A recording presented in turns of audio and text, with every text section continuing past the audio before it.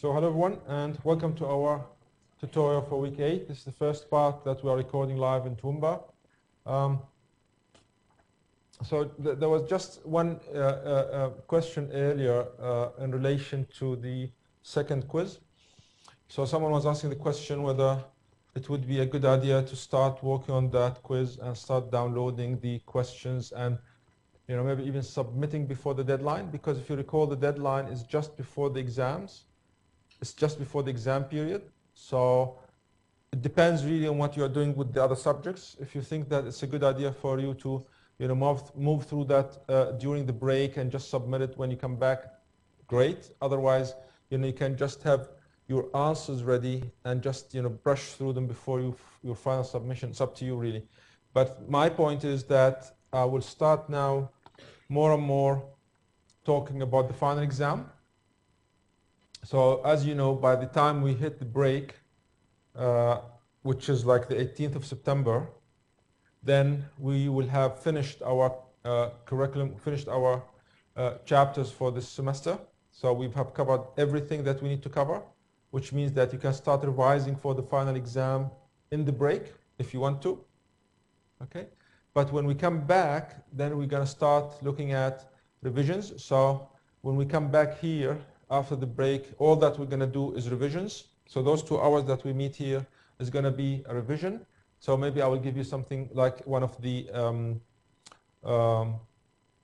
simulations from Pearson, or one of the animations, case studies from Wiley, or I could give you one of the exam questions from previous exams. But as far as part A of the exam, and I've said that earlier, I've started posting stuff on the forum. So you need to go and read what I'm posting there. I need you really to start doing stuff on the forums. So I'm not going to give you the answers, but I will raise these questions, and they are going to be very similar. Again, they're going to be very similar to the ones that you're going to have this semester. Yes? Yes? You said part A is just a multiple choice question, and if there's the forum for the part A question, are you asking us to answer it in our books, or are you asking us to actually post an answer to the forum? Yeah. So the question was, what do you want us to do on the forums? So what I want you is to participate.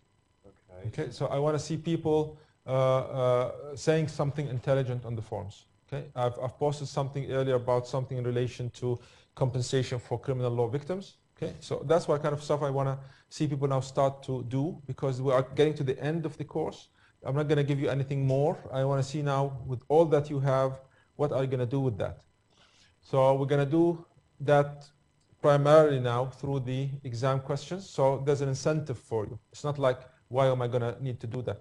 It's an incentive for you. So the more you participate, the more you will know about the question, the more you will find the answers, and the more that's going to be helpful for you when you go to your final exam this semester.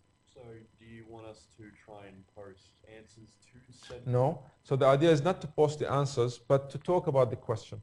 So I start by asking you which one of the 4, for example, options you can eliminate.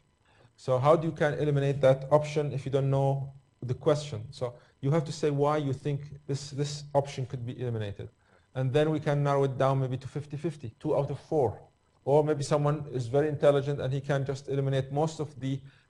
So there are different ways of answer these questions. That's what we want to have. So we want to have this discussion. So the expectation again in relation to the forums is that I will be posting from now on questions on the forums, which I think are going to be very useful for you when you go to your exam this time. So what I'm hoping for is that you are going to actually be looking at them and helping me narrow down the answers, helping yourselves as well. Because as we said, you can take all this stuff with you to the final exam. All right. Let's start then on this question 5 on page 382. So we are on page 382, this is chapter 14. So it says, Pontus leased a shop from Westminster Properties, and he also lived on the premises. Okay, So the idea is that I will lease the shop, but I can also sleep there. When the time came for the lease to be renewed, okay, the agents, Westminster Properties, wanted to include a new clause. So that's a new term in the lease. Yeah. What do they want? So this is the tenancy agreement. So we call it an agreement, but it is of course a contract. Yes. That the shop could only be used for business premises. So what are they trying to do? They're trying to stop Pontus from using this shop as a living space.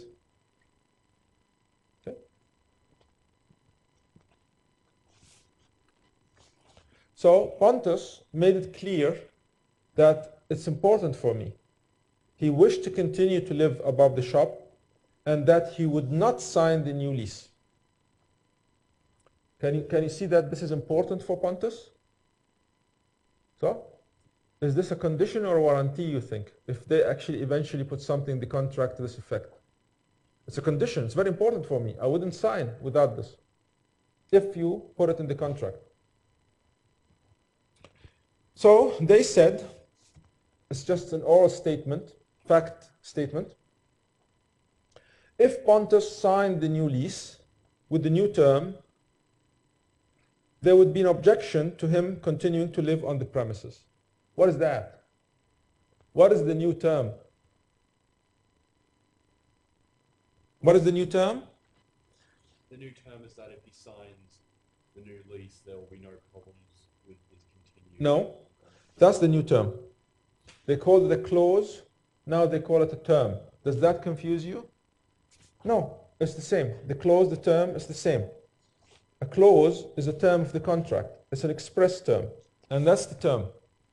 The shop could only be used for business premises. So they're saying to you, it's okay. Leave this there, leave this new clause there, no worries, and we will have this gentleman agreement that you can live there. Would you accept that? For whatever reason, Pontus thought, okay. You see the power imbalance? When you are simply someone who's leasing and someone who's like the real estate agent. So they gave him this oral proposition, not even in writing. If you sign as is, we're not going to change anything in our new lease. The lease is the same. If you sign, however, we will be flexible. Okay, we will have no objection to continue to live on the premises. So he signed.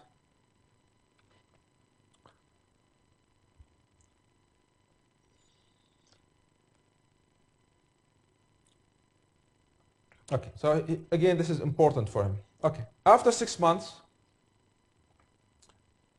as you would expect, okay, they wanted him out for whatever reason. Okay, so a developer wished to buy the premises. How can I get rid of this person? Aha, you breached the terms of the contract. How? Because you're residing there. But you told me to. Huh? No. We have none of it. You have breached the terms of the contract. Okay. So what do you think should happen here? The first analysis, of course. So remember, any question in the exam that's about contracts, you have to start from the top. So the first thing, whether there is a contract. Is there any issue around that there's an agreement, there's intention to create legal relationships, and there's a consideration? Anything on the facts around those elements? Well, there was an agreement. He's saying that it can only be used for business premises, but the contract was that he could live there, but then they said. So, but I'm asking you, is there a contract? Yes. That's it. That's all I want.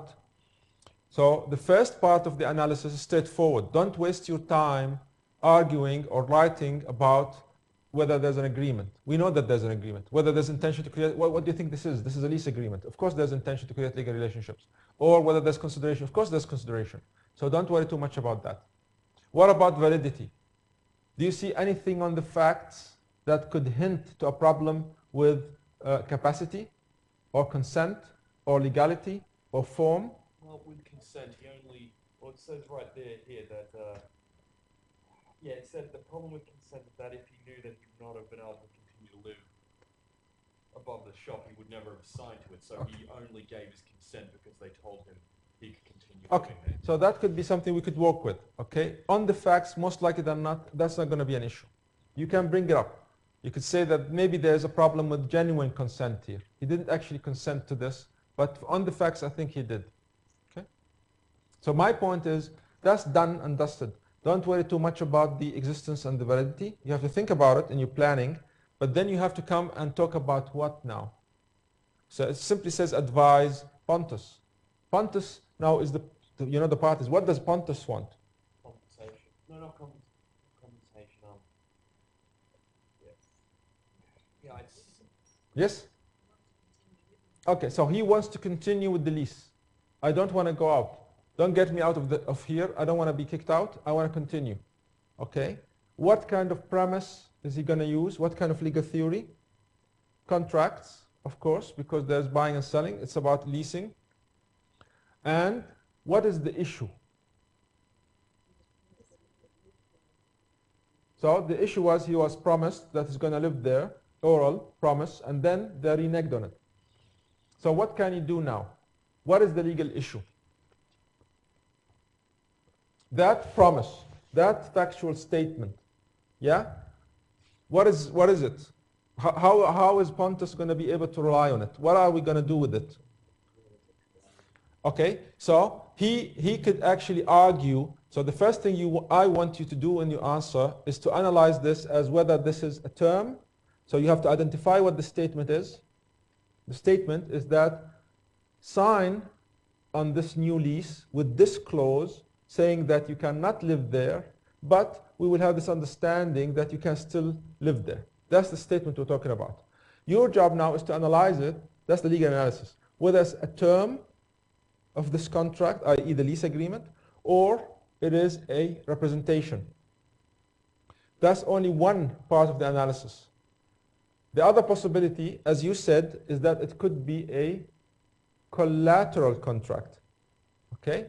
So that's what you have to put as your legal issues. So the first legal issue would be whether the statement, and you'd have explained the statement earlier in the introduction of your answer, whether that statement is a term of the lease agreement or a representation. Another issue would be if you find that it is not a term of the agreement, you have to go on and ask whether we could analyze this as a collateral contract. Do you think it's a term or a representation? I'd say it's a representation. So why is it a representation, not a term? Because actually, okay, maybe it is actually a term instead because he only agreed to live on the place. What did we say about the test? You see, everything has to go through the analytical structure. Did we say anything about a legal test that will help us identify whether something is a representation or a term?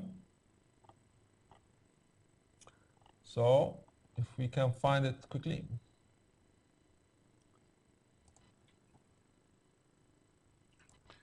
Okay.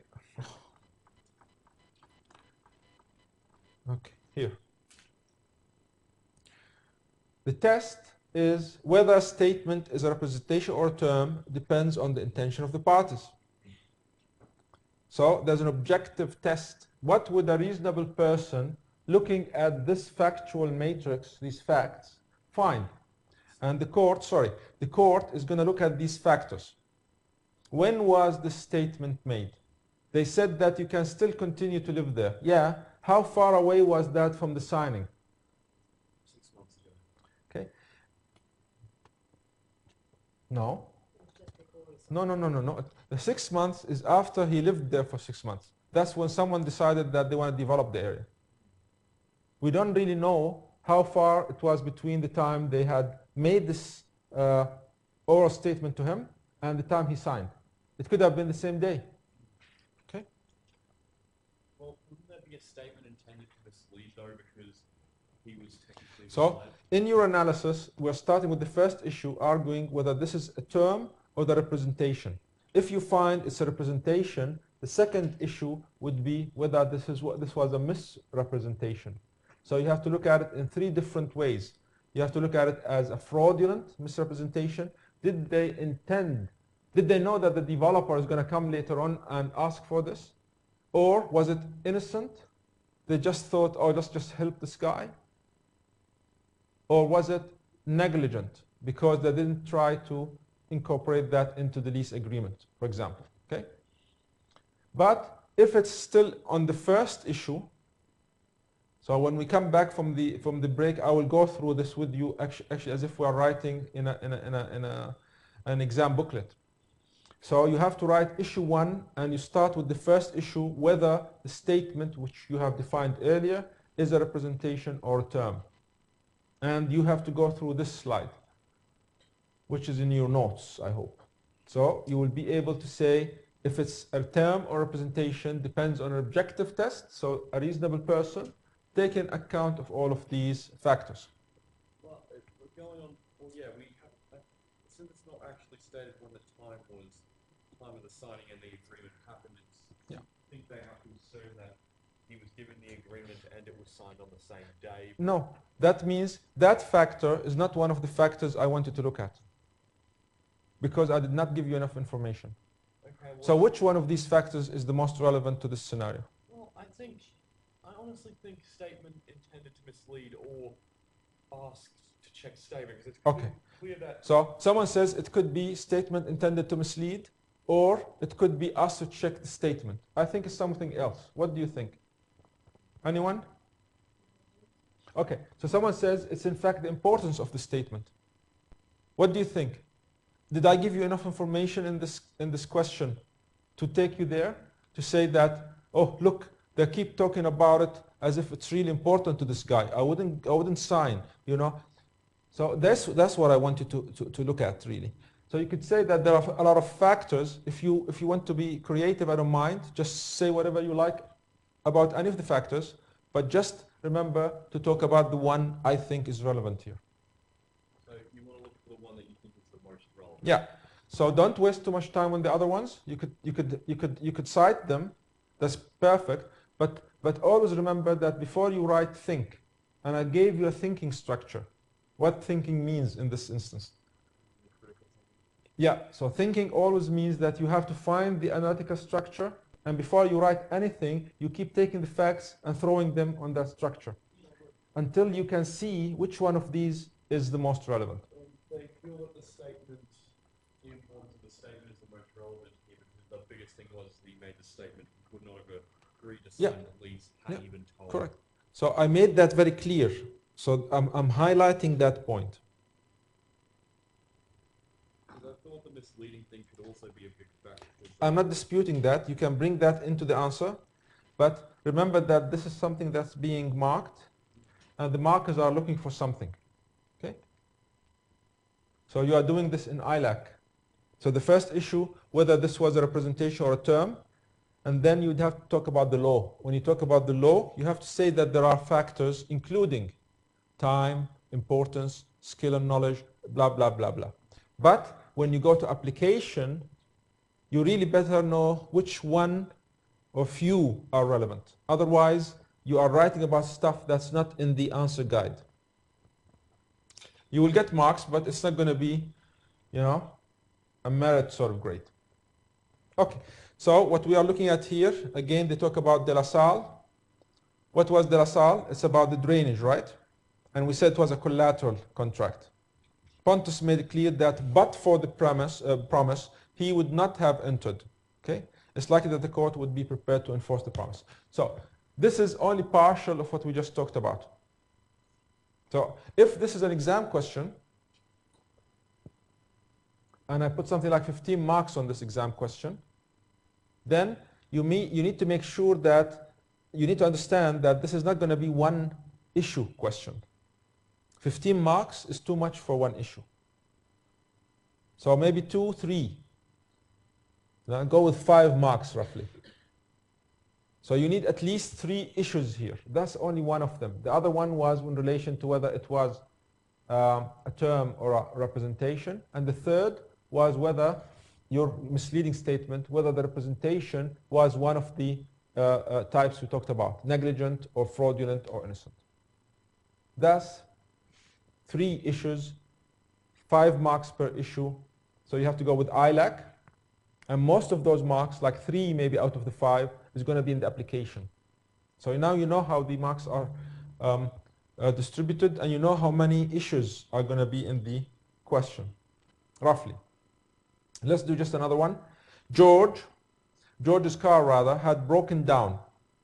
Attempts were made to fix it on the side of the road, but eventually it became obvious that it was going to have to be towed to a garage for repairs. Okay. George arranged for AMC Motors to get the vehicle towed. Okay.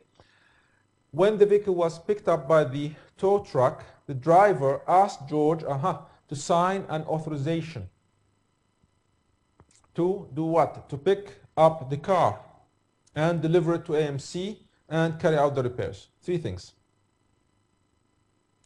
One of the terms of this contract was this: the company is not responsible for damage caused by fire to customers' cars on the premises.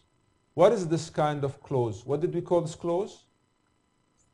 An exclusion clause. They are trying to exclude the liability, saying that we are not liable if that car is damaged by fire. We're going to take your car to our premises and carry out the repairs, but if there's fire and then that car is damaged because of that fire, we're not responsible. That's an exclusion clause. That's in the contract. Is that a term of the contract? Yes. Is that an express term of the contract? It better be, because you are reading it in the contract. Sorry. Because you are reading it in the contract. All right. So, while at the garage, George's car, as you would expect, okay, was extensively damaged by fire, just because they have that clause, just for fun. So, AMC Motors relied on the exclusion clause to provide a defense. We're not liable. The car is burned, you know. And so, okay. As you would know, of course, all of this is covered by insurance. So when you look at the parties, you remember Wentworth Miller?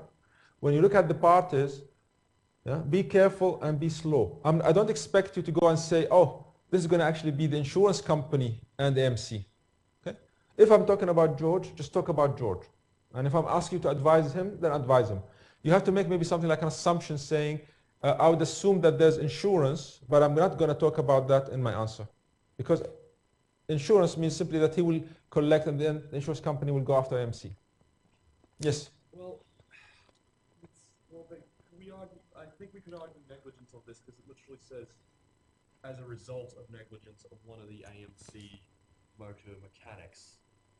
So, yes, I know we have to look for the issue. Well, could that be the issue that it was damaged? That's exactly why I keep telling you, go through the Wentworth Miller. The Wentworth Miller tells you to get the parties, get their objectives, and the third step is the premise or premises. So if you can see that this is a contract because I signed something, maybe if there's an exclusion clause, I can take this to somewhere else, which is negligence. So that would be a separate premise. That's why we say this is your thinking structure. At the beginning, you need to go through it, even if you just jot down a few things on the left-hand side, leave it for the marker, so you don't have the time to do everything. We know that you knew that I could actually go and talk about that as well. Yes, absolutely. So you're 100% right, yeah. So it says ACM, but look at the question here. ACM was trying to rely on the clause, the exclusion clause. Your job is to explain whether you think it would be successful. I'm not asking you to go and do negligence. Maybe in the exam, I will take out this just one sentence and just say, advise George. You see how that changes everything? So it's not just what you, because you are taking all of this with you to the exam. So it would be, you know, for you just to go and copy. Yes, maybe you'll see part of the answer, but remember, the question might have been, you know, changed just a little bit, to make sure that there's much more that you have to say. So, again, this is signed document. Remember the two types of scenarios we talked about, signed or not signed. We said if it's signed, you are bound, even if you haven't read, unless there was fraud or misrepresentation. So they talk about Lestrange, another case called Curtis. You can have a look at it as well. So there was the existence of a contract, and the question was whether the party signing the document containing the terms was bound. Okay, in each case, the question was whether or not those terms formed part of the contract. Okay, Le Mans Grand Prix was the court held that the person who signed the document containing the execution clause may not be bound if, okay, there were reasonable grounds to believe that the document was not contractual. So remember what we said when we were looking at a signed document, depending on your expectations, or the unsigned document, depending on the expectations and whether something was brought to your notice. This is bringing that idea into a signed document. Okay. What are the expectations? So did you expect this? What did the driver tell George this was? It was an authorization. An authorization. So here it says, in this case, the onus, of course, on AMC to show that George was aware that this was a contract, this authorization. Okay. If this is sufficient to amount to misrepresentation in relation to what was in this authorization as to the nature of the document or its terms, then Curtis or Le Mans may be unable to, AMC may be unable to rely on the exclusion clause. So what we're basically saying is that if you sign a document, okay, regardless of whether you read the document or not, but there could be fraud or misrepresentation, that would be enough for us to question whether that exclusion clause would be effective. And in this case, we are trying to bring the argument of misrepresentation. Misrepresentation in relation to what? In relation to the type of document you were signing. Okay? So again, George was asked to sign a document described as an authorization. If this is sufficient to amount to a misrepresentation, why is it a misrepresentation? Because the document was in fact a contract, not just simply an authorization. Okay? All right. I think we'll leave it there. We'll leave it there for now. And as I said, after the break, there's much more time to go through even more of the stuff. So I'll see you next week when we start talking about chapter 16. Thank you.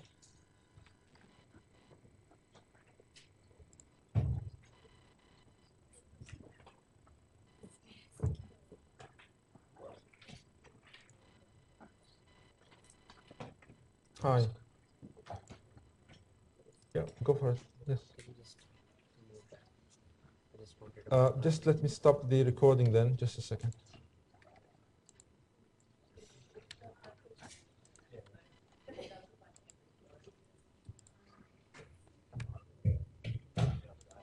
All right, so